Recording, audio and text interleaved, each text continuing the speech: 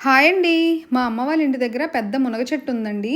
చెట్టు నిండా మంచి పూత, పిందెతో ఉందన్నమాట. అయితే ఇది మంచి సీజన్ అండి మునక్కాడలు కాయడానికి. నవంబర్, డిసెంబర్‌లో మునక్కాడలు ఎక్కువ కాస్తుంటాయన్నమాట. అయితే ఇది హైబ్రిడ్ చెట్టండి. మనం కూర వండుకొని తింటే మటుకు నోట్లో వెన్న కరుగుతున్నట్టు కరిగిపోద్దనమాట. అంత బావుంటాయి మునక్కాడలతో మాత్రం. అయితే చుట్టుపక్కల ఎవరైనా సాంబార్ పెట్టుకుంటే మా అమ్మ వాళ్ళ ఇంటికొచ్చి "శ్యామల గారు మాకు 2 మునక్కాడలు ఇవ్వరా" అని అడుగుతుంటారనమాట. మా అమ్మ వాళ్ళందరికీ మునక్కాడలు ఇస్తుంటది. మా అమ్మ మునక్కాడలతో చాలా రెసిపీస్ చేస్తదండి. కానీ నాకు వాటన్నిటితో పాటు తిరిగే రెసిపీ ఏదైనా ఉందంటే మునక్కాడ చికెను. నేను బాగా చేస్తాను గైస్. నెక్స్ట్ టైం ఎప్పుడైనా మీతో రెసిపీ అయితే షేర్ చేసుకుంటాను. సో నువ్వు మీ అత్తారింటికి వెళ్తున్నావు కదా, కొన్ని కాయలు పట్టుకుని వెళ్ళాలంటే మా మమ్మీ కొన్ని కాయలు అయితే ఇచ్చింది. దాంతోపాటు మునగ చెట్టు పక్కన ఒక పెద్ద జాంకాయ చెట్టు ఉందండి. మా డాడీ నాకు జాంకాయలు అంటే ఇష్టం అని చెప్పేసి ఓ 2 చెట్లు అయితే తెచ్చి వేశారనమాట. ఒకటి ఇక్కడ, ఒకటి ఇంటి పక్కన వేశారు.